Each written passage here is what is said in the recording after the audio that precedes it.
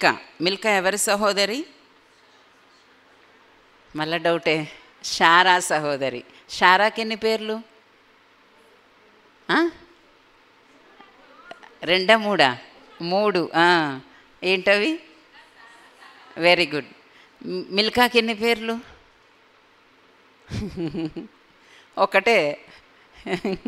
ఒక్కటే కదా. సరే, ఎంతమంది మిల్కాలు ఉన్నారనుకున్నాం? 2 కదా. ఇంకో మిల్కా ఎవరు? సెలోపెహాదు కుమార్తెల్లో ఒక కూతురు పేరు. సరే, ఒక వాక్య భాగం చదువుకుందాము. కీర్తన 45వ అధ్యాయము. కీర్తన 45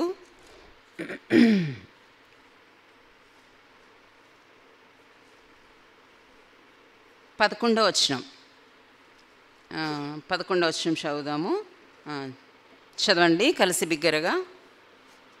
ఈ రాజు నీ ప్రభువు, అతడు నీ సౌందర్యమును కోరినవాడు, అతనికి నమస్కరించుము. ఆదికాండం 22వ అధ్యాయము. ఆదికాండం 22వ అధ్యాయము.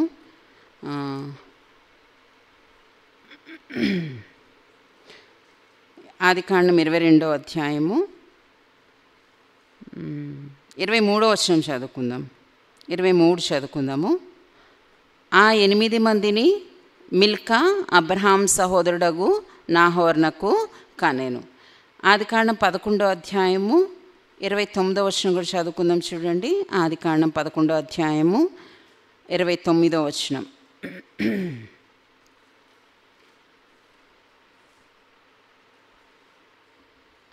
చదవండి.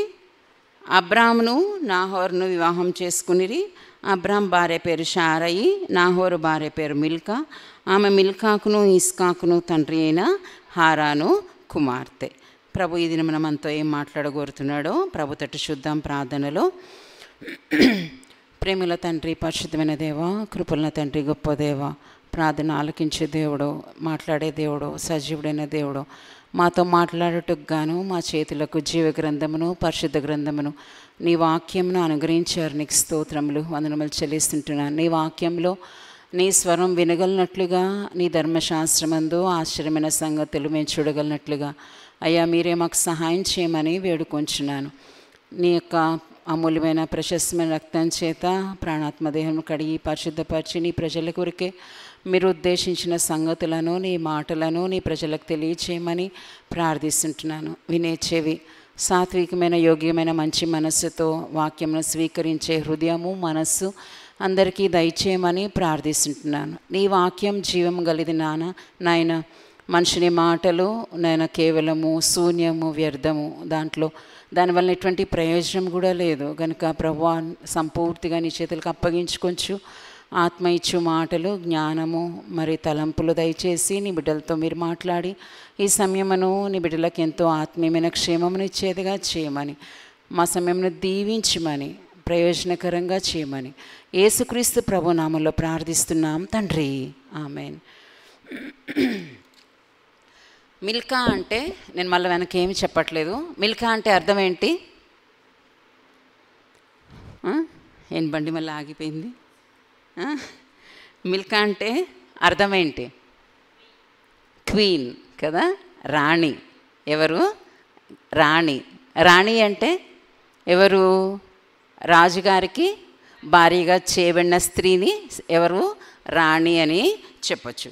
కాబట్టి రాణి అని మనం ఆలోచించేటప్పుడు ఈ రాణి యొక్క మరి పాత్రలో, ఆ యొక్క స్త్రీలో మనమందరం కూడా ఉండాలి అనేది మనం నేర్చుకుంటున్నాం కదా. మరి మిల్కా అంటే రాణి అని చూసాము. మనము కూడా ఏ రాణిలో ఉండాలి? సంఘము వధువులో మనం కూడా ఉండాలి. రాణిగా సిద్ధపరచబడుతున్న, రాణిగా అవ్వడానికి సిద్ధపరచబడుతున్న ఆ యొక్క గొర్రెపిల్ల భార్యలో యేసుక్రీస్తు ప్రభువారి యొక్క రక్తం ఇచ్చి కొన్న సంఘంలో మనము ఉండాలి. అంటే మనం ఏం కలిగి ఉండాలి అనేది మనము ధ్యానం చేస్తూ ఉన్నాం కదా.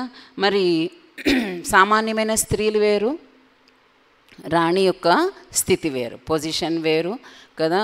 మరి స్త్రీలందరిలో ఎన్నుకొని కోరుకొని రాజు నాకు ఇష్టమైన స్త్రీని ఎన్నుకున్నప్పుడు ఆ స్త్రీ ఎవరైతుంది? రాణిగా చేయబడుతుంది. అందరూ కూడా రాణి అవుతారా అంటే రాణి అని పేర్లు పెట్టుకోవచ్చు, కానీ రాణిగా అవుతారా? అవ్వరు కదా. రాణిగా పిలువబడచ్చు కానీ నార్మల్ నేమ్స్లో. మరి ఆ యొక్క సంఘము లేదంటే రాజు యొక్క యేసుక్రీస్తు ప్రభువారు రాజులకు రాజు ప్రభులకు ప్రభు కదా. ఆ రాజు యొక్క భార్యలో ఉండాలి అంటే మరి ఎట్లా మనం సిద్ధపరచబడాలి, ఏం అవసరము, ఆ రాజునకు తగినట్టుగా మనం ఎట్లా మరి అలంకరించుకోవాలి, ఇవన్నీ విషయాలు కూడా మనం తెలుసుకోవాలి. తెలుసుకోవడమే కాదు కానీ మన జీవితంలో వాటిని మరి సాధకం చేయాలి, మనము వాటిని అనుసరించాలి కదా. మరి ఇక్కడ రాణి అయిన ఒక స్త్రీ గురించి లేదంటే రాణి గురించి చెప్పబడిన ఒక వాక్యం గురించి మనం చదువుకున్నాం. కీర్తన 45 కదా. చూడండి, కీర్తన 45.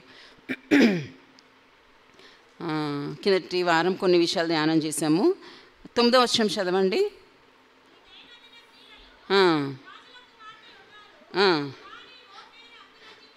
రాణి ఓఫీరు అపరంజితో అలంకరించుకొని నీ కుడి పార్శ్వమున నిల్చున్నది. ఎప్పుడు అయితే సంఘము సిద్ధపడి పెండ్లి కుమార్తెగా సిద్ధపడుతుందో, మరి ఎప్పుడైతే ప్రభు రాకడ వస్తుందో అప్పుడు సంఘం ఎత్తబడుతుంది. ఎత్తబడిన సంఘము ఎవరైతారు? గొర్రెపిల్లకు భార్యగా లేదంటే రాణిగా అవుతారు. మరి ఆ రాణి ఎక్కడ నిల్చుంటుంది? రాజు యొక్క కుడి పార్శ్వమున నిల్చుంటుంది. మనము ఆ సంఘంలో ఉండాలని మనం సిద్ధపడాలి కదా. మనం ఇందాక కూడా పాడుకున్నాం, జీవంగల దేవుని సంఘం అనే పాటలో కూడా చాలా క్లియర్గా చాలా విషయాలు రాసి పెట్టారు అనుభవంతో ఆ పాటను. మరి ఎవరు సంఘంలో ఉంటారో, ఎవరు ఆ పెళ్లి కుమార్తెలో ఉంటారో క్లియర్గా ఆ పాట మనకి చాలా అర్థసహితంగా ఉంటుంది. కాబట్టి ఇక్కడ ఎవరంట? రాణి ఓఫీరు అపరంజితో అలంకరించుకొని నీ కుడి పార్శ్వమున నిల్చుచున్నది. కాబట్టి ఈ అలంకారం ఏంటి మనకు ఉండవలసిన అలంకారము అనేది మనం ధ్యానం చేస్తున్నాం కదా. మరి అసలు రాజు కోరేదేంటి? 11వ వచనంలో చూడండి. ఈ రాజు నీ ప్రభువు, అతడు నీ సౌందర్యమును కోరినవాడు, అతనికి నమస్కరించము. మరి రాజుగారు రాణిని లేదంటే తనకు భార్యగా ఉండడానికి మరి ఏం కోరుతున్నాడు? ఇక్కడ సౌందర్యమును కోరుతున్నాడు. మరి ఈ లోకంలో రాజులుగా ఉన్నవారు కూడా మరి వాళ్ళకి ఇష్టమైన మరి వారిని ఎంపిక చేసుకున్నప్పుడు ఆ యొక్క సౌందర్యము, ఆ రూపము, ఆ లక్షణాలు కదా మరి చూసుకొని రాణిగా ఎంపిక చేసుకుంటారు. వస్తీ చాలా సౌందర్యవతే కానీ త్రోయబడింది. వస్తీలో లేని మంచి గుణలక్షణం ఎవరిలో ఉంది? ఎస్తేర్లో ఉంది. ఆ లక్షణం కోసం రాజు ఏం చేశాడు? చూడగానే దయ పుట్టింది, ఆమెను రాణిగా ఏర్పరచుకున్నాడు కదా. సో మన రాజు మనల్ని చూసినప్పుడు ఆయన మనలో వెతుకుతున్న సౌందర్యం మనలో కనపడాలి. మరి ఆయన వెతుకుతున్న గుణలక్షణాలు మనలో కనపడాలి. మరి ఆ రాజునకి ఇష్టమైన రీతిలో మనం ఉండినప్పుడు ఎక్కడుంటామో ఆ పెండ్లి కుమార్తెలో, ఆ వధువులో, ఆ భార్యలో లేదంటే ఆ రాణిలో మనము ఉండగలం. మొట్టమొదటిగా ఆయన మనకేమవ్వాలి? రాజు అవ్వాలి కదా. యేసుక్రీస్తు ప్రభువారు నీ హృదయానికి రాజు అవ్వాలి, నీ జీవితానికి ప్రభువు అవ్వాలి. దాని తర్వాతనే ఈ పెండ్లి కుమార్తె యొక్క సౌందర్యమును మరి మనము కలిగి ఉంటాం. మొట్టమొదటిగా నీ జీవితానికి యేసు ప్రభు రాజుగా ఉన్నాడా? నీ జీవితానికి ప్రభువుగా ఉన్నాడా? నీ హృదయ సింహాసనం మీద యేసుక్రీస్తు ప్రభుని రాజుగా నువ్వు ప్రతిష్ఠించావా? లేదంటే నీ హృదయంలో ఎక్కడో ఒక మూలన తనకి అన్నిటికంటే ప్రథమ స్థానము, ప్రాముఖ్యమైన స్థానము నువ్వు యేసుక్రీస్తు ప్రభునకు ఇవ్వకుండా నీ హృదయంలో మరి ఏదో నీ సింహాసనం మీద కూర్చొని, నీ హృదయం యొక్క సింహాసనం మీద కూర్చొని వెళ్తూ ఉందా? కొంతమంది హృదయాల మీద సైతానే కూర్చొని సింహాసనాసీనుగా ఉండి వెళ్తూ ఉంటాడు, నడిపిస్తూ ఉంటాడు. కొంతమంది హృదయాల్లో ఎవరు సింహాసనాసీనులుగా ఉంటారంటే స్వయము కదా, స్వంత ఆలోచనలు, స్వంత ఇష్టమే వారిని వెళ్తూ ఉంటుంది. వారి హృదయం అనే సింహాసనం మీద వెళ్తూ ఉంటారు కూర్చొని. మరి కొంతమందికి శరీరమే హృదయం అనే సింహాసనం మీద కూర్చొని వెళ్తూ ఉంటుంది. మరి కొంతమందికి యేసుక్రీస్తు ప్రభువే సింహాసనాసీనుడిగా హృదయంలో ఏలుతూ ఉంటాడు. ఏ గుంపులో లేదంటే ఏ వ్యక్తిలో నువ్వు ఉంటున్నావు. కాబట్టి నీ హృదయానికి లేదంటే నీ జీవితానికి నీ హృదయం అనే సింహాసనం మీద యేసుక్రీస్తు ప్రభు రాజుగా ఉండాలి. రాజుగా ఉండాలి అంటే ఆయన అధికారం కింద లేదంటే ఆయనే నీ జీవితాన్ని ఏలడానికి అప్పగించుకోవాలి కదా. ఇక్కడ నీ రాజు నీ ప్రభువు అని ఉంది అంటే ప్రభువు అంటే కూడా ఏంటి? ఏలేవాడు కదా. మరి యేసుక్రీస్తు ప్రభువు అని నీ నోటితో ఒప్పుకోవాలి కదా. యేసుక్రీస్తు రక్షకుడు, ఓకే, యేసుక్రీస్తు పాపాలు క్షమించేవాడు, సరే. మరి అసలు ప్రభువుగా నీ హృదయంలో ఉన్నాడా? ప్రభువుగా అంటే ఏలేవాడు కదా. నీ హృదయంలో యేసుక్రీస్తును ప్రభువుగా ప్రతిష్ఠించాలని మరి దేవుని వాక్యం చెప్తుంది కొలసీలో కదా. కొలసి 3వ అధ్యాయంలో క్రీస్తును ప్రభువుగా మీ హృదయంలో ప్రతిష్ఠించండి. ప్రభువు అంటే అధికారం అంతా ఎవరి చేతిలోనికి రావాలి? ఆయన చేతిలోనికే రావాలి కదా. మరి ప్రతిదీ నువ్వు చేసే పని ఆయన అధికారం క్రింద ఉండాలి. నువ్వు వెళ్ళే మార్గం ఆయన అధికారం క్రింద ఉండాలి. మరి ఆయన చెప్పినట్టు చేయాలి. నువ్వు ఏం చేసినా కూడా నీ స్వబుద్ధి మీద ఆధారపడకుండా ఎవరి అధికారానికి ఒప్పుకోవాలి? నీ ప్రభు యొక్క అధికారాన్ని ఒప్పుకున్నప్పుడే నీ జీవితానికి ఆయన ఎవరై ఉంటారు? ప్రభువుగా ఉంటారు కదా. చాలామంది రక్షకుడుగా అనుకుంటారు, రక్షకుడుగా అంగీకరిస్తారు, అంతవరకు చాలదు. మరి చాలామంది మరి రక్షించబడతారు, అంతవరకు చాలదు. కొంతమందికి యేసుప్రభు అంటే ఇష్టము, అభిమానం ఉంటుంది, అంతవరకే సరిపోద్దా? అంతవరకు చాలదు కదా. నీ జీవితంలో యేసుక్రీస్తు ప్రభువుగా ఉన్నాడా? అది గుర్తించాలి. ఆయన అధికారం క్రింద నువ్వు నడుస్తున్నావా? ప్రతి పని చేస్తున్నావా? ఆయన అధికారంకు లోబడి నువ్వు బ్రతుకుతున్నావా? ఆయన ఏలికలో నువ్వు ఉంటున్నావా? అది నువ్వు గమనించుకోవాలి. మరి ప్రభువుగా నీ జీవితానికి ఎప్పుడు ఆయన ఉంటారో అప్పుడు నీ జీవితంలో ఆయన కోరే సౌందర్యంలోనికి నీవు రాగలవు. లేకపోతే యేసుప్రభు నమ్ముకున్నాను, ఇంక నా ఇష్టం నాదే, మరి నా మార్గాలు నావే, మరి నేను అనుకున్నవి నా ఇష్టాలే అనుకుంటే నీవు ఆ పెండ్లి కుమార్తెలోనికి, ఆ సౌందర్యంలోనికి ఏమాత్రం కూడా రాలేవు. కాబట్టి మరి యేసుక్రీస్తు ప్రభు మొట్టమొదట నీ రాజుగా ఎవరు రక్షించబడతారో వారి హృదయంలో రాజుగా పరిపాలించాలి, అంతేకాదు ప్రభువుగా ఏలాలి. ఆ అధికారానికి నువ్వు ఒప్పుకుంటేనే ఆయన కోరిన సౌందర్యంలోనికి నీవు రాగలవు. కాబట్టి ఇక్కడ చూస్తున్నాం 11వ వచనంలో ఈ రాజు నీ ప్రభు, అతడు ఏం కోరుతున్నాడు? సౌందర్యం. కాబట్టి ఈ అనుభవంలో ఉన్న వారి దగ్గర ఆయన ఏం కోరుతున్నాడంట? ఏం సౌందర్యమో? బాహ్య సంబంధమైన సౌందర్యమో కాదు కదా. కిందటి వారం కొన్ని విషయాలు చూస్తూ వచ్చాం. బాహ్య సంబంధమైన సౌందర్యము మనకు లేదంటే వెలుపటి అలంకారం మనకి ఎలా ఉండకూడదంట?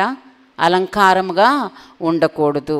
దేవుని వాక్యంలో చూసాం. 1 పేతురు 3వ అధ్యాయంలో బంగారంతోనైనా ముత్యాలతోనైనా వెలగల వస్త్రాలతోనైనా ఏముంది అక్కడ చూడండి. 1 పేతురు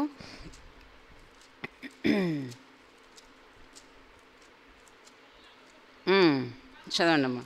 జడలు అల్లుకొనుటయు బంగారు నగలు పెట్టుకొనుటయును వస్త్రములు ధరించుకొనుటే, అంటే వెలగల తిమోతిలో ఉంటుంది, మిగిలిన వెలగల వస్త్రములు ధరించుకొనుటయును వెలుపటి అలంకారము మీకు అలంకారంగా ఉండక.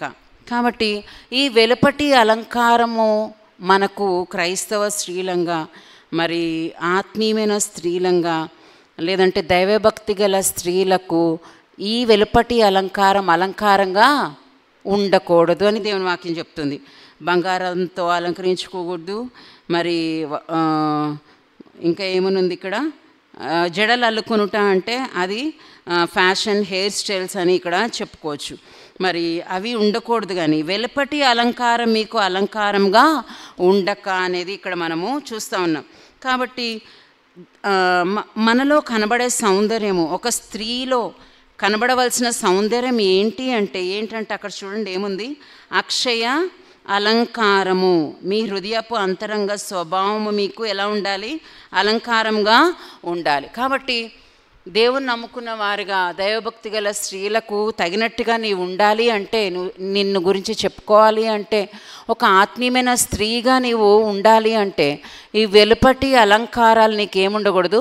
అలంకారంగా ఉండకూడదు. కానీ ఏ అలంకారాలు ఉండాలి? అక్షయ అలంకారం. ఇంకా చూస్తే ఇక్కడ ఏమనుంది? హృదయపు అంతరంగ స్వభావము అని చూస్తున్నాం. తిమోతి రాసిన పత్రికలో కూడా చూడండి, అది కూడా చదువుదాము. తిమోతి రాసిన పత్రికలు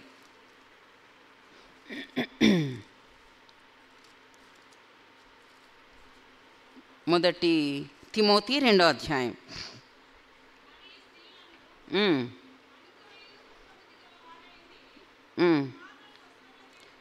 9వ వచనం.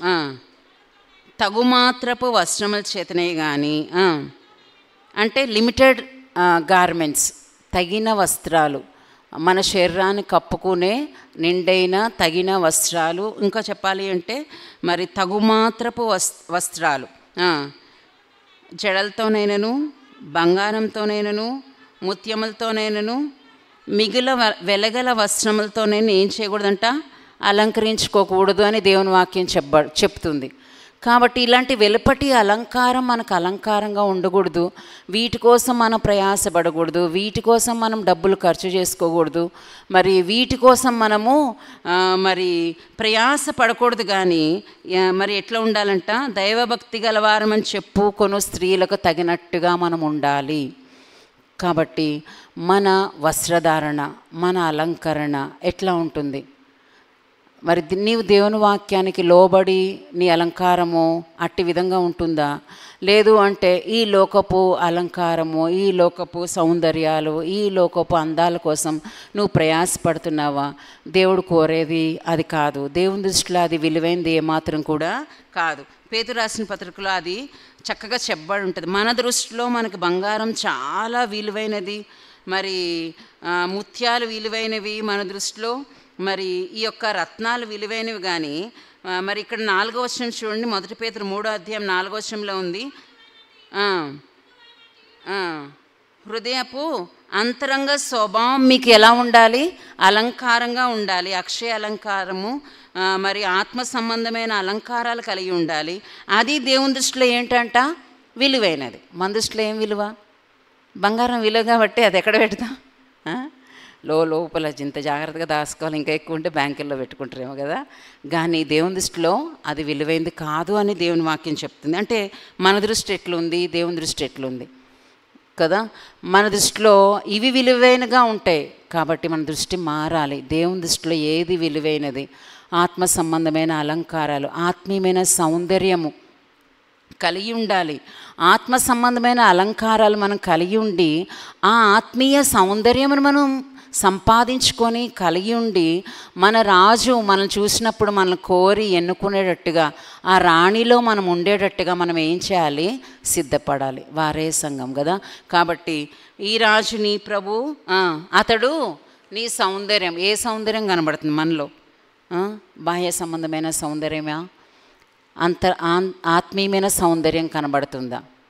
మనం ప్రశ్నించుకోవాలి. దేనికోసం మనం ప్రయాసపడుతున్నాం? దేనికోసం మనం ప్రాకులాడుతున్నాం? దేనికోసం మనం మరి సమయం వెచ్చిస్తున్నాం? దేనికోసం మనం మరి విలువ ఇస్తున్నాం? దేనికి ఎక్కువ ప్రాముఖ్యత ఇస్తున్నాం? ఒకసారి ఆలోచించండి. దైవభక్తి గల స్త్రీలకు తగినట్టుగా మన వస్త్రాలు ఉంటున్నాయా? మరి మన అలంకరణ ఉంటుందా? మన మరి నడత, మన ప్రవర్తన, మన మాటలు, మన లక్షణాలు ఉంటున్నాయా? ఒకసారి మనం గమనించుకోవాలి. ఏంటి అలంకారాలు? అసలు ఆ సౌందర్యం, ఆత్మీయమైన సౌందర్యం ఏంటి అని చూస్తే కొన్ని మనం చూసాం కదా. కీర్తన 149లో ఒక అలంకారం చూసాం. ఏం అలంకారం అది ఒకసారి చెప్పండి, ఫాస్ట్గానే పోదాము. కీర్తన 149 4వ వచనంలో ఏముంది అక్కడ చెప్పండి. ఏం అలంకారం అంటే అది? రక్షణ అలంకారం కదా. రక్షణ అలంకారం. మొట్టమొదట మనం కలిగి ఉండాల్సిన అలంకారం ఏంటి? రక్షణ అలంకారం. నువ్వు రక్షించబడ్డావా? బాప్తిసంలో సాక్ష్యం ఇచ్చావా? యేసుక్రీస్తు ప్రభుని రక్షకుడుగా, నీ సొంత రక్షకుడుగా స్వీకరించావా? లేదు అంటే కేవలం మేలులు చేస్తాడు యేసు ప్రభు, లేదంటే ఏదో ఇస్తాడు, మరి బాధలు పోతాయి, అది పోతుంది, ఇది పోతుంది అని నువ్వు దేవుని యేసు ప్రభుని వెంబడిస్తున్నావా? ఫస్ట్ అలంకారం నీకు ఏముండాలి? రక్షణ అలంకారం ఉండాలి నీకు కదా. మరి యెషయా గ్రంథంలో చూస్తాం చూడండి, ఏమేమి ఆత్మీయమైన అలంకారాలో మనం క్లుప్తంగా ధ్యానించుకుందాము. అలాగే యెషయా గ్రంథం 61వ అధ్యాయంలో ఏంటండి అది చూడండి, 10వ వచనం చదవండి.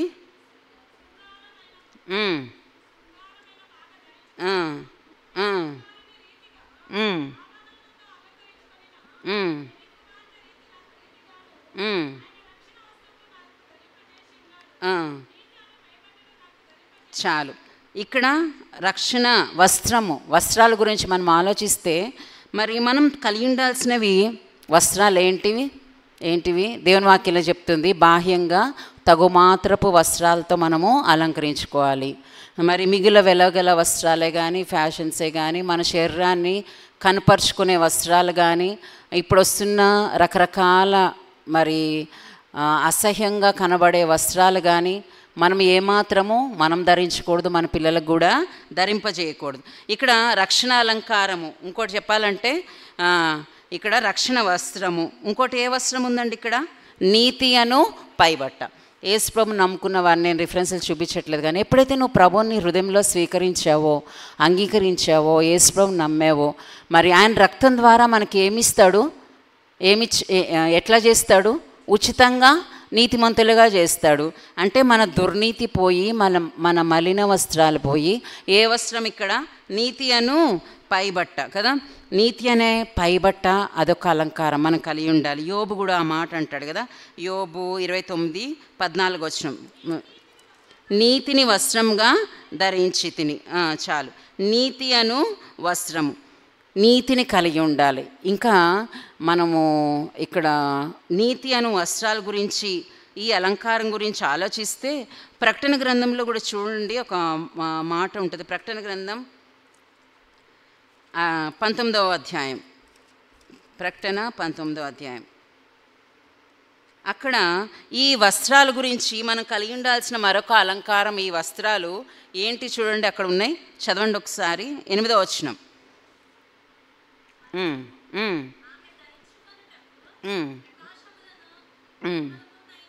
ప్రకాశములను నిర్మలములనైన సన్నపునార బట్టలు ఆమెకి ఇయ్యబడెను, అవి పరిశుద్ధుల నీతి క్రియలు. ఇక్కడ చూస్తాము ఈ వస్త్రాల గురించి చెప్పబడింది. ఇక్కడ నీతి అను పై వస్త్రం, యేసు ప్రభుని నమ్ముకున్న తర్వాత, యేసు ప్రభుని హృదయంలో అంగీకరించిన తర్వాత మనకి మనల్ని ప్రభు ఉచితంగా నీతిమంతులుగా చేస్తాడు, నీతి అనే వస్త్రం ఇస్తాడు.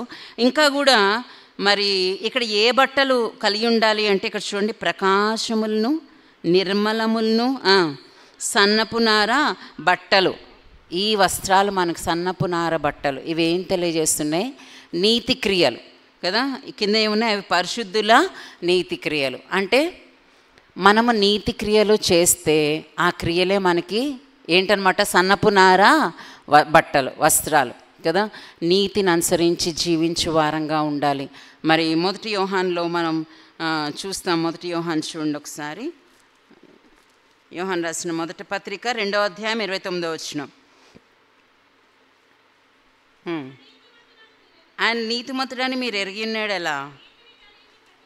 నీతిని జరిగించే ప్రతివాడును ఆయన మూలంగా పుట్టినవాడని మీరు ఎరుగుదురు.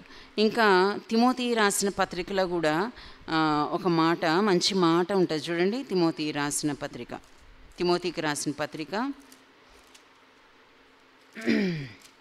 2వ పత్రిక 2వ అధ్యాయం 19వ వచనం.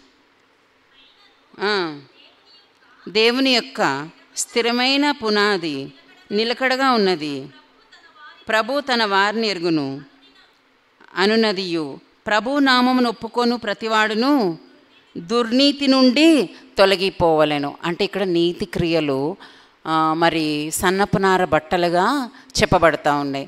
పెండ్లి కుమార్తె కలిగి ఉన్న బట్టలు ఏంటంట? సన్నపునార, ప్రకాశములను నిర్మలములను అయిన సన్నపునార బట్టలు. మరి ఆ రాణి ధరించిన వస్త్రాలు మనం కలిగి ఉండాలి అంటే, ఆ రాణిలో మనం ఉండాలి అంటే మరి గొర్రెపిల్ల భార్యలో మనం ఉండాలంటే మన క్రియలు దుర్నీతి క్రియలా, నీతి క్రియలా? నీతి క్రియలు. అంటే నీతి క్రియలు అంటే ఏం వస్త్రాలు కలిగి ఉండాలి? సన్నపు నార బట్టలు కదా. మరి నీతి క్రియలు సన్నపు నార బట్టలతో పోల్చబడి, ప్రకాశములను నిర్మలములైన మరి సన్నపు నార బట్టలతో పోల్చబడి చెప్పబడతా ఉంది.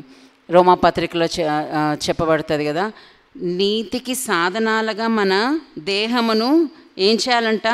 అప్పగించుకోవాలి. మన అవయవములను దేనికి సాధనాలుగా అప్పగించుకోవాలి? 6వ అధ్యాయం, రోమాపత్రిక 6వ అధ్యాయం 13వ వచనం చదవండి ఫాస్ట్గా. మరియు మీ అవయవములను దుర్నీతి సాధనములుగా పాపమునకు అప్పగింపకుడి, సజీవులం అనుకొని మిమ్మల్ని మీరే దేవునికి అప్పగించుకొనుడి. మీ అవయవములను నీతి సాధనములుగా దేవునికి అప్పగించుడి. కాబట్టి నీతిని అనుసరించి జీవించాలి, దుర్నీతి నుంచి తొలగిపోవాలి. ఏది నీ జీవితంలో దుర్నీతితో మరి సంబంధం కలిగి ఉంటుందో, నీ ప్రవర్తన, నీ క్రియలు, నీ మాటలు, వాటన్నిటినీ కూడా ఆ దుర్నీతి నుండి తొలగిపోయి మన అవయవములను దేనికి సాధనాలుగా అప్పగించుకోవాలి?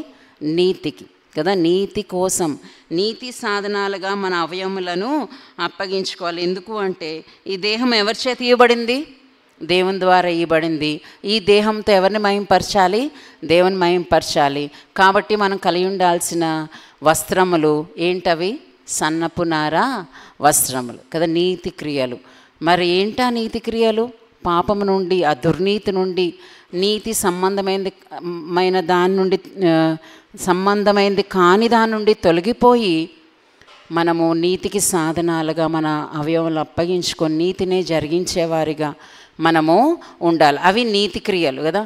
మరి అనుదినము ప్రభుతో సహవాసం చేయడం, దేవుని వాక్యం ధ్యానించడం, మందిరానికి రావడం, ఉపవాసం ఉండి ప్రార్థించడం, ఇవన్నీ కూడా నీతి క్రియలే కదా. ఇటువంటి నీతి క్రియలు కలిగిండుట మనము ఏ వస్త్రాలు? సన్నపు నార వస్త్రాలు ధరించుకున్న వారంగా ఉండాలి. మరి ఇప్పుడు రకరకాల వస్త్రాలు వస్తున్నాయి. ఏం వస్త్రాలు? ఎన్నో పేర్లు కదా. మరి ఎన్నో ఆ చీరలు, ఈ చీరలు కదా. ఆ క్వాలిటీస్ కాదు, అవి కాదు, కానీ ఈ సన్నపు నార వస్త్రాలను కలిగి ఉండాలి. ఇంకా ఆ రాణి యొక్క వస్త్రము, మరొక వస్త్రం ఉంది చూడండి మనం ధరించవలసినది. ఇవి ఒక్కసారే మనకు రావడం కాదు, నీతి అని పైబట్ట దేవుడు మనకి ఇస్తాడు. కానీ ఇవి మనం సిద్ధపడుట ద్వారా మన జీవితమును ఏ రీతిగా జీవిస్తామో, మరి ఆ జీవించిన జీవితం ద్వారా మనము సంపాదించుకునే లేదంటే స్వతంత్రించుకునే సౌందర్యం. ఆ రాణి ఇంకా ఎట్లాంటి వస్త్రం కలిగి ఉంది? ముందు మనం వస్త్రాల అలంకరణ చూద్దాం. 45వ అధ్యాయం చూడండి, కీర్తన 45. ఇంకా ఎలాంటి వస్త్రాలు మనం కలిగి ఉండాలి అంటే, బంగారపు బుట్టా పని చేసిన వస్త్రం. ఎక్కడో విన్నా నేను, ఎవరో చాలా ఐశ్వర్యవంతులు ఏం ధరించారంట? బంగారు జాకెట్, ఏంటది, కోట ఏదో చెప్పబడుతుంది. మరి లోకంలో అమ్మో బంగారంతో నేయబడిన జాకెట్ లేదంటే ఆ కోట అమ్మో అనుకుంటారు. కాదు, కానీ ఈ మనము ధరించవలసింది ఏంటి? 45:13 ఆమె వస్త్రం ఏంటి?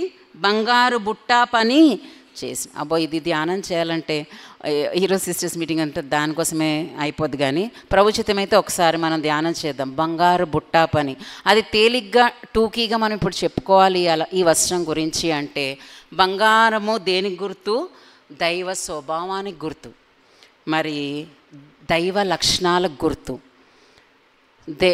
ముందు మనం పాడుకున్నాం అదే, దేవునితో సహపాటి పాలివారు. అసలు మనం ఎవరమి కదా? పెంట కుప్ప మీద ఉన్న వాళ్ళం, మట్టి బతుకు, మట్టి స్వభావము కదా. మరి దేవుడు మనల్ని ప్రేమించి మనకి ఎలాంటి స్వభావముని ఇవ్వాలని ఎవరితో పాలివారుగా చేశాడు? 1 పేతురు చూడండి, 2వ పేతురు. దేవ స్వభావమునందు మనల్ని ఏం చేశాడండి? పాలివారులుగా చేశాడు. అది అసలు ఎంత గొప్ప విషయం కదా. 2వ పేతురు 1వ అధ్యాయం 4వ వచనం చదవండి. గుణాతిశయములను బట్టి అమూల్యములను అత్యధికములనైన వాగ్దానములు అనుగ్రహించున్నాడు. దురాశను అనుసరించుట వలన లోకమందున్న భ్రష్టత్వమును ఈ వాగ్దానముల మూలముగా మీరు తప్పించుకొని దేవ స్వభావమునందు పాలివారగునట్లు వాటిని అనుగ్రహించును. ఏ స్వభావం అంటండి? దేవ స్వభావం, దేవుని స్వభావం మనలోనికి రావాలని ఆ లక్షణాలు మనం కలిగి ఉండేందుకు కొరకు దేవుడు ఏం చేశాడంట?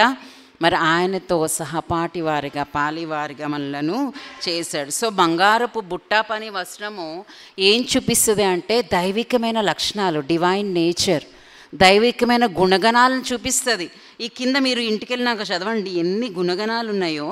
5వ వచనం నుంచి 8వ వచనం వరకు ఉన్నాయి. మళ్ళీ వచ్చే వారం నేను అడుగుతావి, కంటతా పట్టండి, సరేనా? మరి ఎన్ని దైవికమైన లక్షణాలు, మరి దైవికమైన గుణలక్షణాలు మనం కలిగి ఉండాలి. ఆ లక్షణాలు కలిగి ఉండినప్పుడు మనకి ఏ సౌందర్యం వస్తుందండి?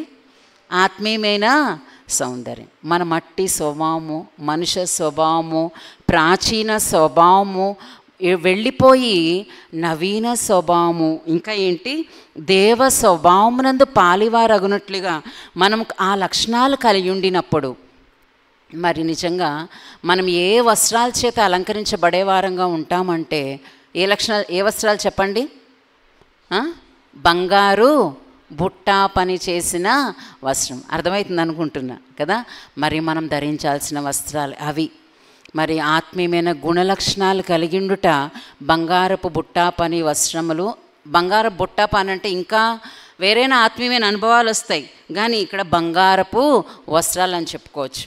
కాబట్టి దేవ స్వభావంలో పాలివారంగా మరి ఈ వస్త్రాలను ధరించే వారంగా మనము ఉండాలి. ఇంకా మనం చూస్తాము మన ఏంటంటే వాక్యం అనే ఉదక స్థానము చేత ఎట్లా కాపాడుకోవాలో మన వస్త్రాన్ని, డాగు కళంకము ముడత లేకుండా మనము క్లీన్ గార్మెంట్ కదా. ఎఫెసీలకు రాసిన పత్రిక చూడండి, ఎఫెసీలకు రాసిన పత్రిక 5వ అధ్యాయము లాస్ట్ సరే చదవండి, 27వ వచనం చదవండి.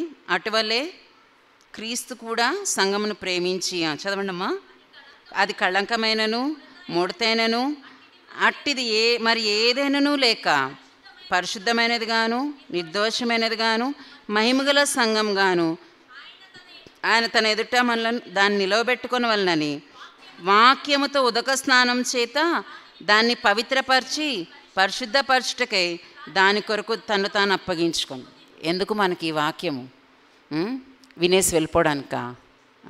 దేవుని వాక్యం ద్వారా మనం ఏం చేయాలి? రోజు ప్రతిదినము మన శరీరానికి కావలసిన శుద్ధి మనం పాటిస్తాం కదా. ఒకసారి కాకపోతే ఎండాకాలం 3 సార్లు 4 సార్లు కూడా స్నానాలు చేస్తాం కదా. మరి మన హృదయము, మన ఆత్మీయ జీవితాన్ని వాక్యం అనే ఉదకము నీళ్లతో మనం ఏం చేయాలండి? ఏం చేయాలి? మన వస్త్రాలని ఉతుక్కోవాలి కదా. ఎక్కడ దేవుడు చూసినప్పుడు మచ్చ, డాగు, కళంకము, ముడత లేకుండా అదే ప్రకాశములను నిర్మలములనైనా తెల్లగా ఉతికిన బట్ట ఎట్లా ఉంటుందండి?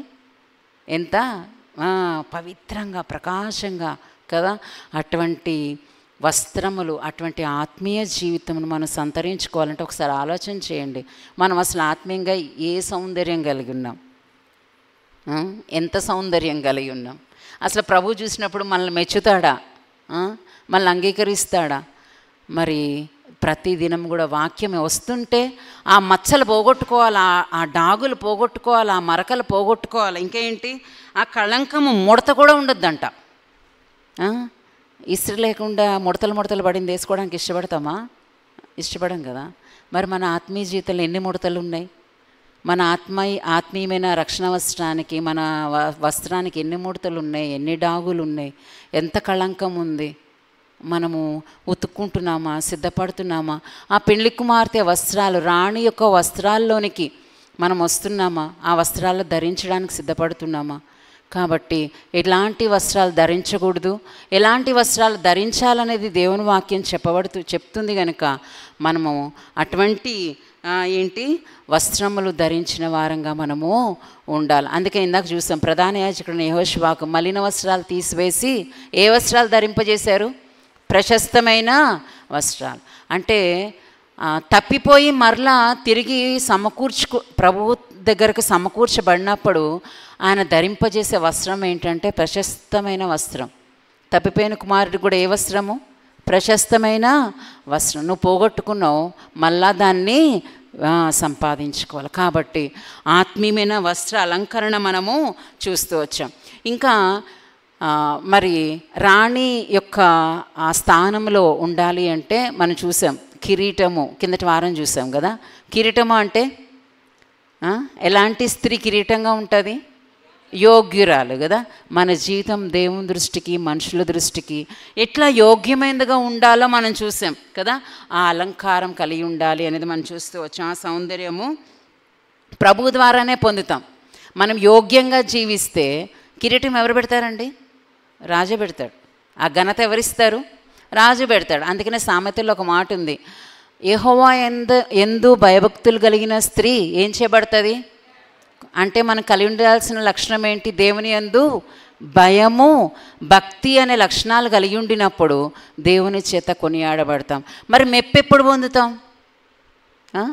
ఏదైనా మరి మనం పని చేస్తే లేదా ఏదైనా మనము చేయవలసిన పని పర్ఫెక్ట్గా చేస్తే దేవుని ద్వారా ఏం పొందుతాము? మెప్పి పొందుతాం. అందుకనే ఏమనుంది? చేసిన పనిని బట్టి అట్టి దానికి ఏమి ఇవ్వబడును? ప్రతిఫలం ఇవ్వబడును. చదవండి సామెతలు 31వ అధ్యాయం. సామెతలు 31. మరి స్త్రీలంగా మనం ఎట్లా ఉంటున్నామో, మన వస్త్రాలు ఎట్లుంటున్నాయి, మన లక్షణాలు ఎట్లుంటున్నాయి, మన ఆత్మీయమైన వస్త్రములు ఎట్లుంటున్నాయి మనము పరీక్షించుకోవాలి. సామెతలు 31:30 చదవండి. అందం మోస్కరము, సౌందర్యం వ్యర్థము, యెహోవా యందు భయభక్తులు కలిగిన స్త్రీ కొనియాడబడును, చేసిన పనిని బట్టి అట్టిదానికి ఇది మెప్పు. మనం ఏ పని చేస్తే ఏమొస్తుంది? జీతం వస్తుంది, అంతే కదా. మనం ప్రభు కొరకు పని చేస్తే ప్రభు ఏమిస్తాడు? జీతం ఇస్తాడు, ప్రతిఫలం ఇస్తాడు, మరి మెచ్చుకుంటాడు. మరి ఎవరు నమ్మకంగా తలాంతులను, ప్రభు పనిని, ప్రభు పరిచర్యను, ప్రభు సేవను చేస్తారో వారిని దేవుడు ఒక దినమున ఆయన దగ్గరికి వెళ్ళినప్పుడు ఏమంటాడు? నమ్మకమైన మంచి దాసురాలా, మంచి దాసుడా. ఒకవేళ సరిగా లేకపోతే మెప్పు వస్తుందా? ఘనత వస్తుందా? రాదు కదా. చేసిన పనిని బట్టి మనకి ఏమి ఇవ్వబడుతుంది అంటే ప్రతిఫలం ఇవ్వబడుతుంది, జీతం ఇవ్వబడుతుంది. మరి ప్రభు ద్వారా మెప్పు ఘనత పొందుతాం. అది కిందటి వారం చూసాం కాబట్టి చూడట్లేదు. కాబట్టి మరి యోగ్యమైన జీవితము మనం కలిగి ఉండాలి. అదొక అలంకారం కదా. మరి ఇంకొక అలంకారం చూద్దామా? ఏ అలంకారం కలిగి ఉండాలి? ప్రభు నడిపించినంత వరకు చూద్దాము, మిగతాది చూడండి. 1 పేతురు 5వ అధ్యాయం. దేవుని బిడ్డలంగా ఆయన రక్తం చేత కొనబడిన వారంగా మనం కలిగి ఉండవలసిన ఆత్మీయమైన సౌందర్యం ఏంటి, ఆత్మీయమైన అలంకారాలు ఏంటి మనం చూసిన 1 పేతురు 5వ అధ్యాయం 5వ వచనం చదవండి. చిన్నలారా మీరు పెద్దలకు లోబడి ఉండుడి, ఎదుటివాని ఎడల దీన మనస్సు అని వస్త్రము ధరించుకొని మిమ్మును అలంకరించుకొనుడి. దేంతో అలంకరించుకోవాలంట? దీన మనస్సు, దీనత్వం. మరి ఇక్కడే ఉందా? అది చూడండి, అక్కడే ఉంది. దేవుడు అహంకారులను ఎదిరించి దీనులకు కృప అనుగ్రహించి. ఎప్పుడూ కూడా గర్వం అనేది మన హృదయంలో రానియకూడదు. ఎవరికి వచ్చిందండి గర్వము? లూసిఫర్ కదా. మరి ఏం చేయబడ్డాడు? త్రోయబడ్డాడు, అంతే. మనకున్న దేన్ని బట్టి మనం అతిశయించడానికి లేదు. మరి దేన్ని బట్టైనా మనం గర్వించామా, అతిశయించామా? మనలో అహం అంటే ఏంటి? అహం అంటే నేను అని కదా. నేనే చేసా ఈ వంట, బాగుందా? ఏమడుగుతావు? నేనే వండా ఈరోజు, వాళ్ళు కాదు నేనే అన్నాము అనుకోండి, మనలో ఏమొచ్చేసింది? అహం వచ్చేసినట్టు. నేనే పాడా, నేనే చేసా ఇది అని అన్నాం అనుకోండి, ఏమొచ్చేసింది? ఎక్కడ నేను అన్నది వస్తుందో ఈజ్ఈక్వల్ టు ఏంటమ్మా? అహం, అంతే. నేను నేను నేను కనబడాలి, నేను చేయాలి, నేను నేను నేను. దానికోసమే ఇప్పుడు ఏంటి? పోటీలు ఎక్కువైపోయినాయి కదా. నేను నేను నేను నాకు మరి నేను చేయాలి. కాబట్టి ఎక్కడ నేను అనేది ఉంటుందో అక్కడ ఏముంటుంది? అహంకారమే కదా. మరి ఎక్కడ అహంకారం ఉంటుందో అక్కడ ఏమవుతుందంటే చూడండి, దేవుడు ఏం చేస్తాడు? అహంకారులను ఎదిరిస్తాడు. దేవుడు ఏం చేస్తాడంట? ఎదిరించేస్తాడు అహంకారులను. మరి దీనిలోకి ఏమిస్తాడు? కృప ఇస్తాడు. మనం కలిగి ఉండాల్సిన the most and important character లేదంటే క్వాలిటీ ఏంటి అంటే ఏం చెప్పండి? దీనత్వం, దీనులు. మరి అసలు దీనంగా ఉంటే దేవుడు మరి మరి దీనులకు దేవుడు ఎన్ని ఆశీర్వాదాలు ఇస్తాడో దేవుని వాక్యంలో మనం చూడొచ్చు. చాలాసార్లు మనలో స్పిరిచువల్ ప్రైడ్, ఆత్మీయమైన గర్వం, లేకపోతే మనలో ఉన్న తలాంతులను బట్టి గర్వం, మనం కలిగి ఉన్న దాన్ని బట్టి గర్వం, మన కులాన్ని బట్టి గర్వం, లేకపోతే మనకున్న అందాన్ని బట్టి గర్వం, ఆస్తిపాస్తులను బట్టి గర్వం, లేదంటే మనకున్న మరి వేటిని బట్టో గర్వం, మరి దేని బట్టో మనలో తెలియకుండానే శత్రువు ఏం చేస్తాడు? మనల్ని మోసగించేస్తాడు. అతిశయం అనేది వచ్చేస్తుంది, గర్వం అనేది వస్తుంది. గర్వం అంటే ఏంటి? అందరికంటే నేను ఎక్కువ, అంతే కదా? అంతేనా కదా? గర్వం అంటే ఏంటి? ఎప్పుడు మనం అందరికంటే మనమే ఎక్కువ అనుకుంటామో ఇతరులందరూ మనకు దృష్టికి ఎలా కనబడతారు?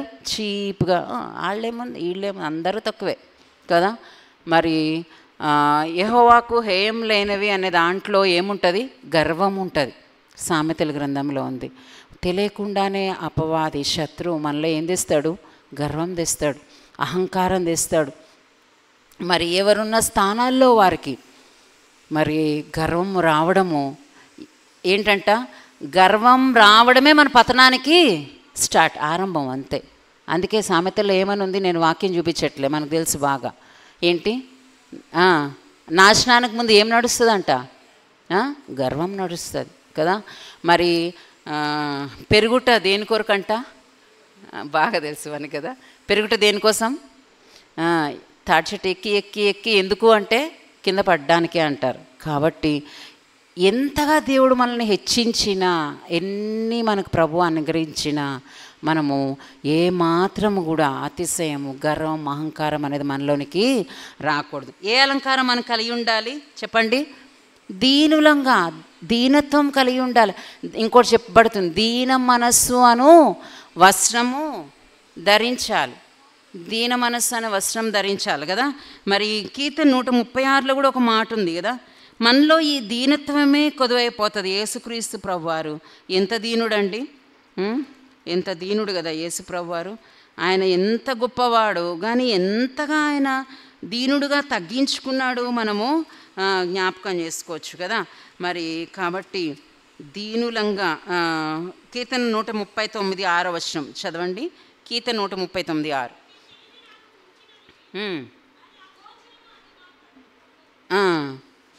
138:6 యెహోవా మహోన్నతుడైనను ఎవరిని లక్ష్య పెడతాడంట? గర్విష్ఠులందరూ ఆయనకి ఎవరంట? అసహ్యులు. మరి ఆయనకి హేయులు అని ఉంటుంది సామెతల గ్రంథంలో కదా. మరి గర్వము ఆయనకి చాలా హేయం. కాబట్టి ప్రియమైన సహోదరి, నువ్వు ఏ విషయంలోనైనా గర్వించినావా గుర్తుపెట్టుకో, అది నీ చేతిలో నుండి, నువ్వే స్థానంలో ఉన్నా ఆ స్థానంలో నుండి దేవుడు ఏం చేస్తాడు? క్రింద పడద్రోసేవాడు ఉంటాడు.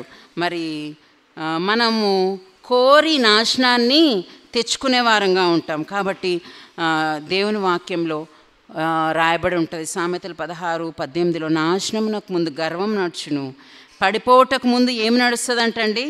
అహంకారమైన మనస్సు నడుచును అని ఉంది. కాబట్టి గర్వము చాలా చెడ్డది. విశ్వాసులంగా మన తెలియకుండానే మనల్ని ఏలేది, మనలో ఉండే భయంకరమైన పాపము ఏంటి అంటే గర్వం, హెచ్చించుకునే స్వభావం.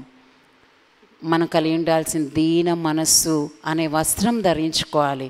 మరి ప్రభు ఎంత దీనుడుగా ఆయన తగ్గించుకున్నాడో మనం కూడా ఏం నేర్చుకోవాలండి? తగ్గించుకునేది నేర్చుకోవాలి. అందుకే యేసుప్రభు వారు చెప్తారు ఏమని? నువ్వు ఎక్కడికైనా వెళ్తే ఎలా కూర్చోవాలో కూడా యేసుప్రభు చెప్తారు.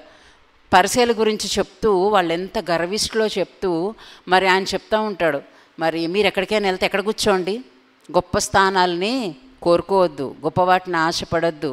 మరి కానీ మిమ్మల్ని ఎవరైనా పిలిచి ఆ స్థానం ఇచ్చేంతవరకు మీరు ఎట్లుండాలి? నువ్వు ఉన్న స్థానంలోనే మరి తగ్గించుకొని ఉండాలి.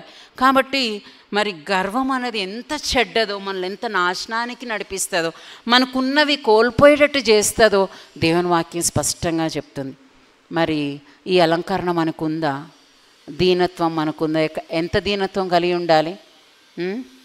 మనం చనిపోయినంత వరకు కూడా ఎంత ప్రభు మనల్ని హెచ్చించినా కూడా అణిగి మణిగి మరి దీనులంగా మనము జీవించాలి. ఎందుకు అంటే ఆయన దీనులనే ఏం చేస్తాడు? లక్ష్య పెడతాడు, మరి దీనులకు కృప ఇస్తాడు. అంతేకాదు హన్నా ఒక మాట అంటది, మొదటి సమూయేలు 2వ అధ్యాయంలో వచ్చిన ఆ మాట ఏమంటది చూడండి, భలే మంచి మాట అంటది. ఎందుకంటది ఆ మాట అంటే చూద్దాం చూడండి. మొదటి సమూయేలు 2వ అధ్యాయం 3వ వచనం ఒకసారి చదవండి.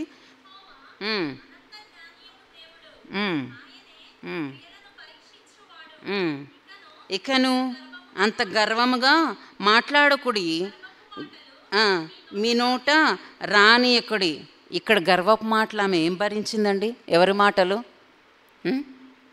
పెనిన్నా కదా, నాకు పిల్లలు ఉన్నారు, నీకు పిల్లలే లేరు, నువ్వు ఏంటి గొడ్రాలివి, భలే భలే హెచ్చించుకొని హన్నాని ఏం చేసింది? గర్వపు మాటల చేత ఏం చేసిందండి? బాధ పెట్టింది కదా. ఎందుకు అంటే తనకు పిల్లలు కలిగారు, ఈమెకు పిల్లలు లేరు కదా. మనకుంది, ఇతరులకు లేకపోతే వాళ్ళని ఎంత తిరస్కారంగా తుష్కారంగా చూస్తారు కదా. మరి ఇక్కడ ఏం చెప్తుంది హన్నా చూడండి, 8వ వచనం. దరిద్రులను ఎక్కడ కూర్చోబెడతాడంట? అధికారులతో కూర్చుండబెడతాడు. మహిమగల సింహాసనం ఏం చేస్తాడు? స్వతంత్రింపజేస్తాడు. మంటిలో నుండి ఎత్తువాడు ఆయనే, లేవనెత్తేవాడు ఆయనే. చాలు, దీనులను ఆయన ఏం చేస్తాడు? లేవనెత్తేవాడిగా ఉంటాడు, జ్ఞాపకం చేసుకునేవాడిగా ఉంటాడు. మరి యోబు 5:11 కూడా ఒక మాట ఉంటుంది చూడండి. యోబు 5:11. యోబు 5:11. దీనులను ఎక్కడ పెడతాడంటండి? ఆయన ఉన్నత స్థలములలో పెడతాడు కదా. దీనులను ఉన్నతమైన స్థలములో ఆయన పెడతాడు. అందుకనే ఏం చెప్పబడుతుంది? 5వ అధ్యాయం 11 వచ్చిన అట్లు ఆయన దీనులను ఉన్నత స్థలంలో పెట్టెను. మరి ఉన్నత స్థలంలో ఉన్న లూసిఫర్ ఏం చేయబడ్డాడు? కిందకు త్రోయబడ్డాడు కదా. తను తాను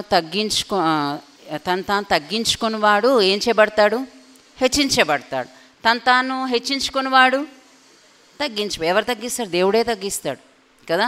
దేవుడే మరి తగ్గించేస్తాడు. ఎందుకు అంటే ఎక్కడ హెచ్చింపు. కాబట్టి మనం చాలా జాగ్రత్తగా మన హృదయం విషయంలో, మన ఆలోచనల విషయంలో, మన మనస్సు విషయంలో, మనస్సును గర్వించి చెడిపోయిన రాజులు ఉన్నారు, అవునా కదా.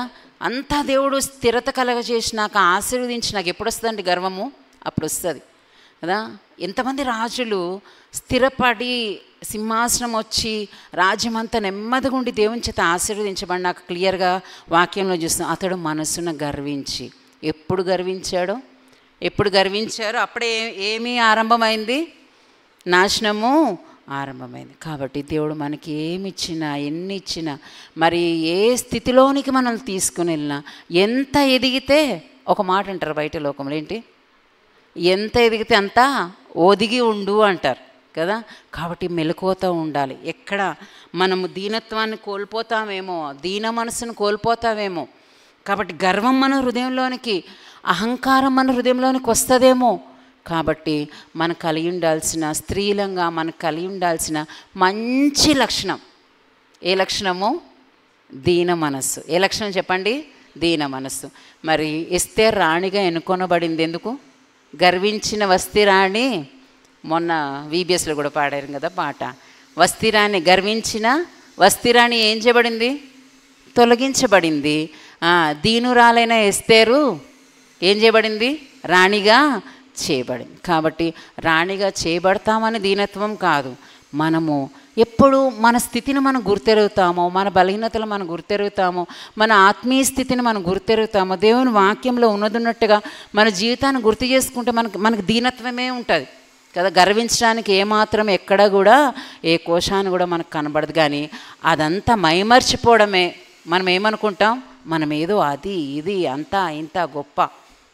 గర్వం వస్తుంది. గర్వము నాశనం తెచ్చు. కాబట్టి మనం కలిగి ఉండాల్సిన మంచి లక్షణము, మంచి అలంకారం ఏంటి చెప్పండి?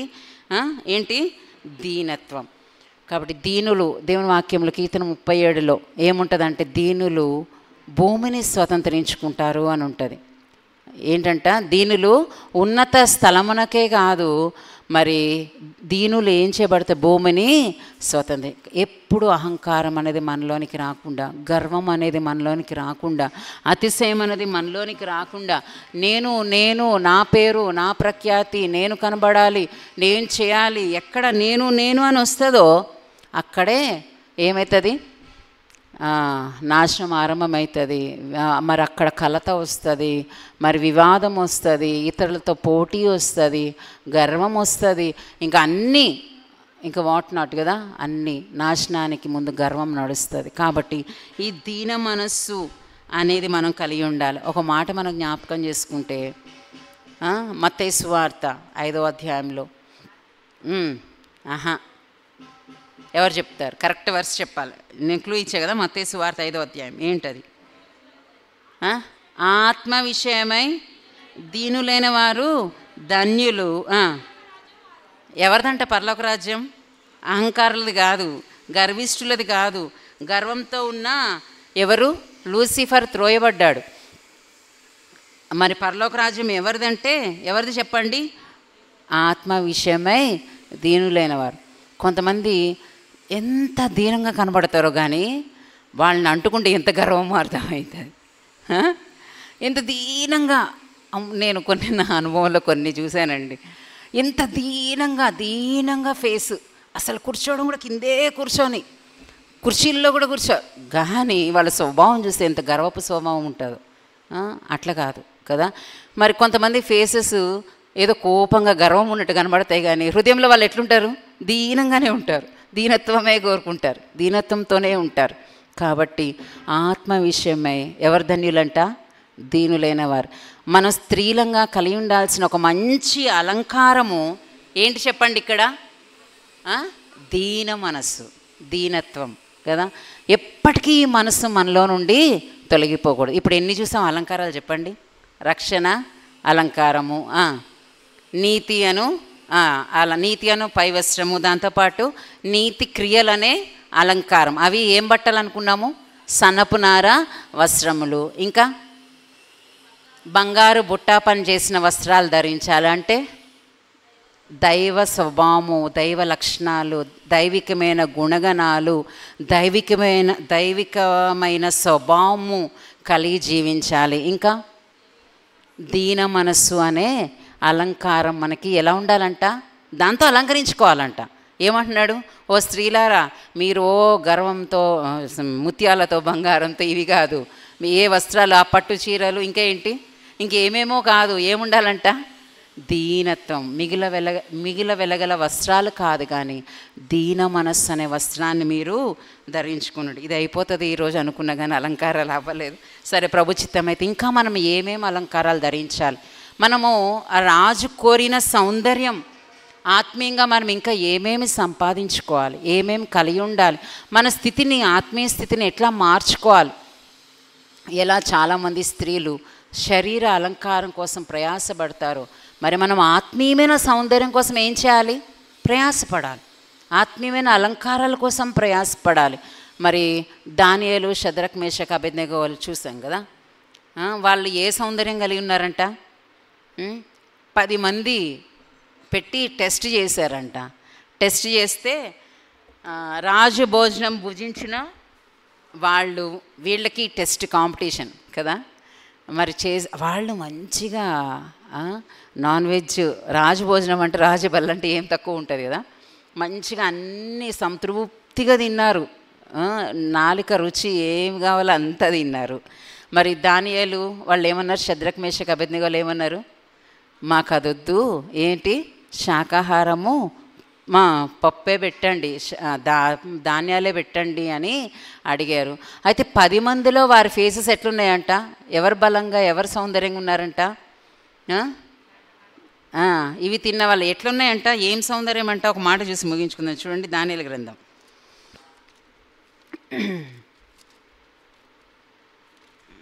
దానియేలు 1వ అధ్యాయం చదవండి. 15వ వచనం. 10 దినములైన పిమ్మట వారి ముఖములు రాజు భోజనం భుజించు బాలురందరి ముఖముల కంటే ఎలా ఉన్నాయంట? సౌందర్యంగా, కళ్ళగా కనబడి. ఏ సౌందర్యం ఇది? ఎవరిచ్చారు ఈ సౌందర్యం? దైవికమైన కళ, దేవుని యొక్క సౌందర్యం వారి ముఖాల్లో కనబడుతుంది. అందరికంటే వీళ్ళే ఎట్లున్నారంట? కింద చూస్తాం, 10 అంతలు శ్రేష్ఠులుగా ఉన్నారు. దైవికమైన జ్ఞానము, వివేచన. మరి వీళ్ళు దేవుడు వారికి ఏమిచ్చాడు? జ్ఞానము, సకల శాస్త్ర ప్రవీణతయు అనుగ్రహించాడు. శరీర సౌందర్యం కోసం ప్రయాసపడేవారు, ఈ లోక అందాల కోసం ప్రయాసపడి ఈ లోకపు అలంకారాలను కలిగి ఉండేవారిలో ఏముండదంటండి? వాళ్ళ ముఖాల్లో ఆత్మీయమైన సౌందర్యం ఉండదు కదా, దైవికమైన కళ ఉండదు. మరి మనము ఎలా ఉండాలి? ఏ కళ కలిగి ఉండాలి? దేవుని కళ, దేవుని సౌందర్యం. మనల్ని చూసినప్పుడు ఆత్మీయమైన సౌందర్యం ఉట్టిపడేదిగా మన ముఖాల్లో ఏ వెలుగు ఉండాలి? దేవుని వెలుగు కనబడాలి కదా. దేవుని సౌందర్యం, దేవుని కళ మన ముఖాల్లో కలిగి ఉండాలి. మరి ఈ లోక సౌందర్యాలన్నీ, అందాలన్నీ మనం పూసుకుంటే మన ముఖాల్లో ఏం కనబడుతుంది? చూడండి, దయ్యాల్లా కనిపిస్తాం కదా, అంతేనా? కాబట్టి మనం అట్లా ఉండకూడదు, కానీ ఒక ఆత్మీయమైన స్త్రీలంగా సిద్ధపరచుకోవాలి. మరి దైవభక్తి గల స్త్రీలకు తగినట్లుగా మనము ఆత్మీయమైన సౌందర్యం, దేవుని కళ, దేవుని సౌందర్యం, దేవుని వెలుగు మన ముఖాల్లో ప్రజ్వలింప చేయాలి. లోకం మనం చూసినప్పుడు ఆ దైవికమైన సౌందర్యం మన ముఖాల్లో కనబడేదిగా ఉండాలి. కాబట్టి మరి ఆత్మీయమైన సౌందర్యం కోసం స్త్రీలంగా మనం ప్రయాసపడదాము, మనము అలవర్చుకుందాము. శరీర సంబంధమైన వాటి కోసము మనం ప్రాకులాడద్దు, కానీ దైవికమైన కళ కలిగిన ఆత్మీయమైన సౌందర్యమును సంతరించుకున్న స్త్రీలుగా మనం మన రాజునకు ఇష్టంగా మనము తయారు చేయబడదాం. అందుకొరకే ప్రభు మనకు సహాయం చేయనుగాక. మోకరించండి, ప్రార్థన చేసుకుందాం. ప్రార్థన చేసుకుందాం. ఇంకా కొన్ని అలంకారాలు ప్రభుచిత్తమైతే మనం వచ్చేవారం మనం ధ్యానం చేసుకుందాం. మనం కలిగి ఉండాల్సిన సౌందర్యం ఏంటి మనము ధ్యానం చేసుకుందాము. ఈ లోకపు మోసపూరితమైన వాటిని మన నుండి తొలగించుకుందాం. ఈ లోకపు అందాల కోసం మనం ప్రయాసపడద్దు, మనం డబ్బులు ఖర్చు చేయొద్దు, మరి మనము వాటి కొరకు వాటి వెనుక మనము పోవద్దు. కానీ మరి ఆత్మ సంబంధులు ఆత్మీయమైన వాటి మీదే మనసుంచుదురు అని దేవుని వాక్యం ఉంది. శరీర సంబంధులు శరీరం విషయమే మనసుంచుదురు అని దేవుని వాక్యం ఉంది. కాబట్టి ఆ రీతిగా మనము మరి ప్రభునకు అప్పగించుకుందాం. ఈ శ్రేష్టమైన దైవికమైన స్వభావము, దైవికమైన లక్షణాలు కలిగి ఉండుటకు నాకు సహాయం చేయ ప్రభువా. నీతి క్రియలు, ప్రకాశమానం నిర్మలములైన సన్నపనార బట్టల చేత నేను అలంకరించుకోవడానికి సహాయం చేయ ప్రభువా అని ప్రభునకు అప్పగించుకుందాం. మన రక్షణ అవసరము డాగు మచ్చ ముడత లేకుండా ప్రభువా కాపాడు అని మనం ప్రభునకు అప్పగించుకుందాం. వాక్యం విన్న ప్రకారం ప్రభునకు మళ్ళీ మనము అప్పగించుకుందాం. ప్రార్థన చేసుకుందాము.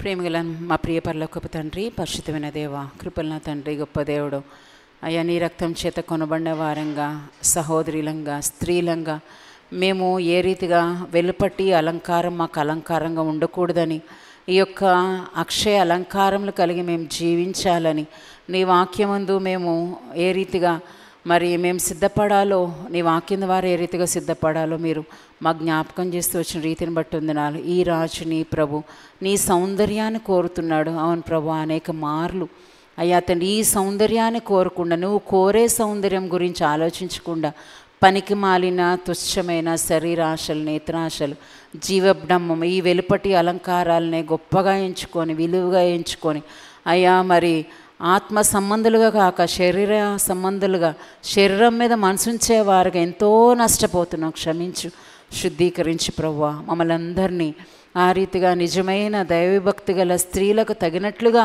మమ్మల్ని సిద్ధపరచు. తగిన వస్త్రాలు, తగిన రీతిలో మేము ఏ రీతిగా అక్షయమైన అలంకారం, ఆత్మీయమైన సౌందర్యం కలిగి ఉండాలో అయ్యా మాకు దినదినము నైనా తండ్రి వాటిని మేము సంతరించుకొని జీవించినట్లుగా మాకు సహాయం చేయమని వేడుకొంచున్నాం. కనికరిస్తూ రండి ప్రభువా. మేము ఏ అలంకారాలు కలిగి ఉండాలని వాక్యంలో చూస్తూ వచ్చాం. ఆ రీతిగా ప్రభువా మా క్రియలు నీతి క్రియలుగా ఉండడానికి అయ్యా మరి నేను మన స్వభావము దైవికమైన స్వభావము కలిగి, దైవికమైన లక్షణాలు కలిగి జీవించడానికి ఆ యొక్క ప్రకాశములు నిర్మలమైన ఆ యొక్క సన్నపనార బట్టలు ధరించే వారంగా ఓ దేవా మరి ఏ రీతిగా ఆ బంగారపు నేను వస్త్రములు ధరించే వారంగా దేవా ఆత్మీయమైన అటువంటి లక్షణాలు కలిగి జీవించడానికి సహాయం చేయమని వేడుకొంచున్నాను. దేవా తండ్రి నేను అల్పలము అనేక మార్లు తప్పిపోయే వారం క్షమించమని వేడుకొని వస్తుంటున్నాను.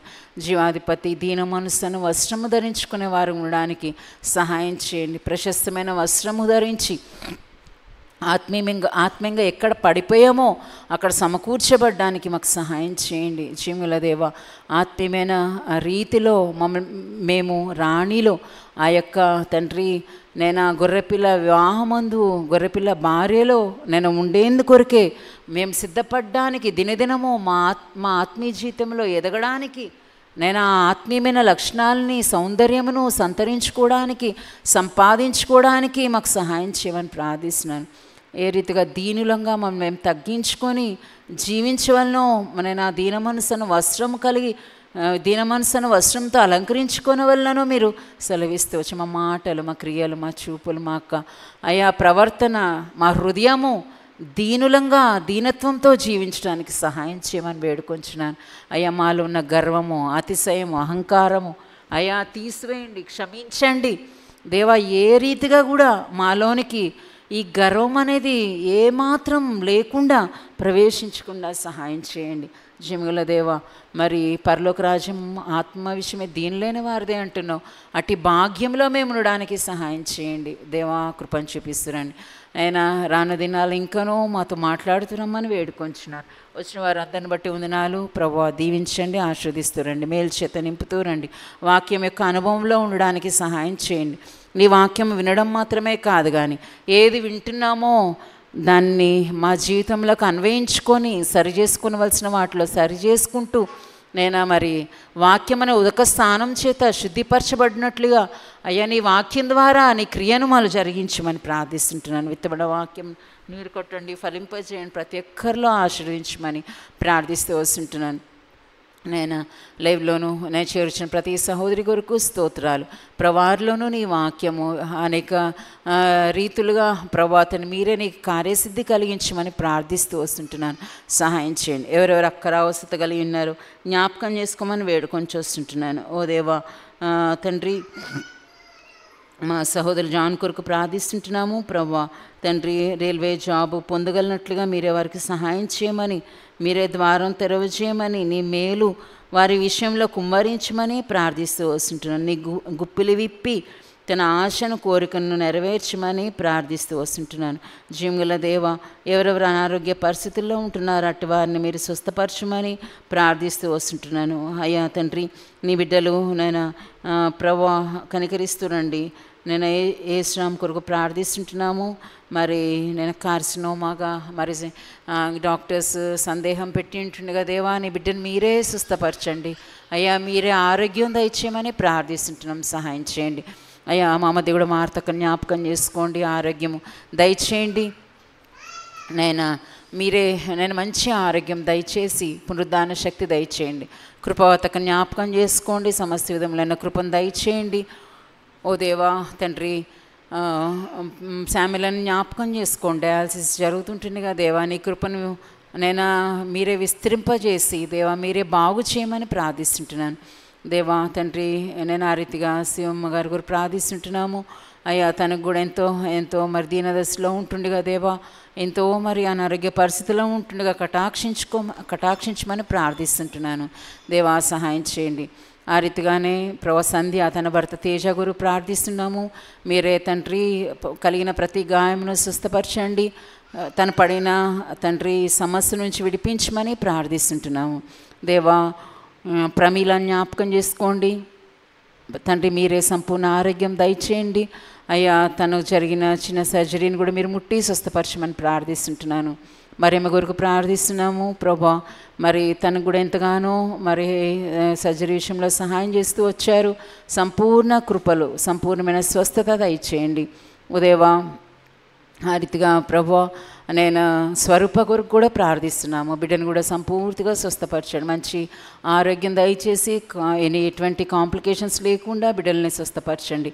జిముల దేవా ఆ రీతిగానే ప్రభా నేను నీ బిడ్డలు ఆత్మీయంగా ఎవరు వెనకం చేసిన స్థితిలో ఉన్నారు, ఎవరు పడిపోయిన స్థితిలో ఉన్నారు, అటు వారిని లేవనెత్తమని మరి సమకూర్చమని ప్రార్థిస్తూ వస్తుంటున్నాను. మా సహోదరులు నేను ఎవరెవరు తమ భర్తలు రక్షణ లేకుండా బిడ్డలు రక్షణ లేకుండా ఉంటున్నారో వారి కుటుంబాల్లో రక్షణ కార్యం చేయమని ప్రార్థిస్తూ వస్తుంటున్నాను. కుటుంబాలుగా మీరు రక్షణలో నడిపించి నీ ఇంటికి నడిపించమని ప్రార్థిస్తూ వస్తుంటున్నాను. జీముల దేవా సహాయం చేయండి ప్రభువా. జీముల తండ్రి ఆ రీతిగా ప్రభువా నేను నీ బిడ్డలైన వారు తండ్రి నేను జాబ్స్ కొరకు ఎదురు చూసిన ఏమైనా బిడ్డలు ఉన్నారు. నూతనంగా మరి న్యూ అకాడమిక్ ఇయర్లో ప్రభా జాయిన్ అయిన వారు ఉంటున్నారు. ప్రభా ఫ్యూచర్ కొరకు ఎదురు చూస్తున్న వారు ఉంటున్నారు. కనికరించి మా బిడ్డలకు సహాయం చేయండి ఓ దేవా.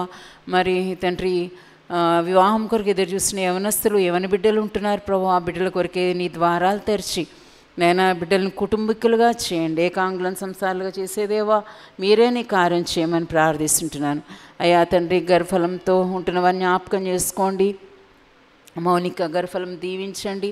ఆరోగ్యవంతంగా తన గర్భంలో ఉన్న బిడ్డ ఎదుగలటకు సహాయం చేయండి. ఏ యొక్క కొదువ ఉంటుందో మీరే తండ్రి దాన్ని సంపూర్తిగా తీసివేసి బలం చేత నింపమని ప్రార్థిస్తున్నాను.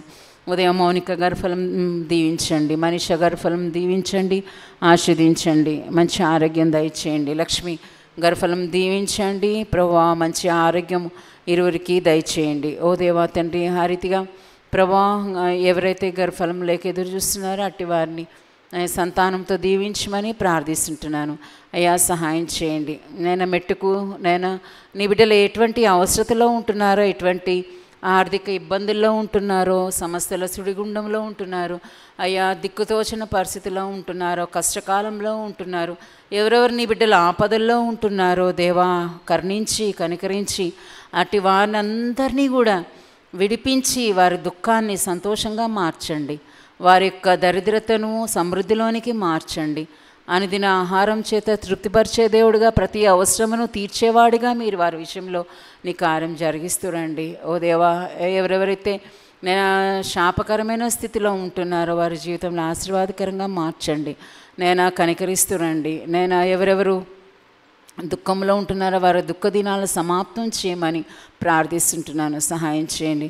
నేను ఆత్మీయంగా ఎవరెవరు శోధనల్లో మరి శ్రమల్లో ఉంటున్నారో అటు వారిని ధైర్యపరచండి, బలపరచండి. నేను మీరే వారికి కావలసిన మరి సంతోషము వారికి దయచేయండి. శ్రమల్లో సైతము నిరీక్షణ కలిగి నేను వెంబడించుటకు వారికి గొప్ప ప్రోత్సాహం దయచేయమని ప్రార్థిస్తున్నాను. శ్రమ వెంబడి శ్రమ వస్తుందని కృంగిపోక వాటన్నిటిలో విజయం పొందినట్లుగా వారిని ధైర్యపరచమని ప్రార్థిస్తుంటున్నాను. సహాయం చేయండి ప్రభువా. కృపను చూపించండి. మెట్టుకు మేము ఆ పరలోకం రాజ్యం మీద గురిపెట్టి ఆ ఉన్నతమైన పిలుపు వలన కలిగే ఆ బహుమానం మీద గురిపెట్టి మా జీవితమును కొనసాగించేందుకొరకే సహాయం చేయండి.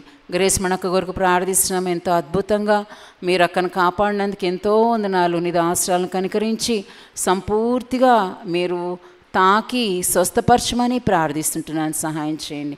ఆ రీతిగానే ప్రభువా అక్క కొరకు ప్రార్థిస్తుంటున్నాము. కనికరించి నేను మీరు ఇచ్చిన కృపను బట్టి ఎంతో వందనాలు. సంపూర్ణమైన ఆరోగ్యం దయచేయమని నేను సేవించుకొరకు కావలసిన కృపలు దయచేయమని ప్రార్థిస్తుంటున్నాము. ఈ రీతిగానే బిడ్డలైన వారందరి కొరకు ప్రార్థిస్తుంటున్నాము. ఎంత దీనదశలో వృద్ధాప్యంలో విధరాండ్రగా ఉంటున్న సహోదరులు ప్రభు నీ పరిచర్య చేస్తున్న వారు సేవకులందరినీ కూడా జ్ఞాపకం చేసుకుంటున్నాం. కనికరించండి, సహాయం చేయండి, ఆదరించండి, ఓదార్చండి అయ్యా తండ్రి. పరలోకపు సహాయంనిచ్చి నడిపిస్తున్నాండి. మీ చేతులకు అప్పగించుకొంచు ఈ దినము చేరి వచ్చిన వారందరిని బట్టి స్తోత్రాలు వందనాలు చెల్లిస్తూ ఏనైనా ఏదైతే వింటున్నామో అది మా జీవితంలో అనుసరించి నడుచుకోగలిగినట్లుగా మాకు సహాయం చేయమని యేసుక్రీస్తు ప్రభువారి శక్తిగల నామములో ప్రార్థించి వేడుకొంచున్నాం తండ్రి. ఆమేన్.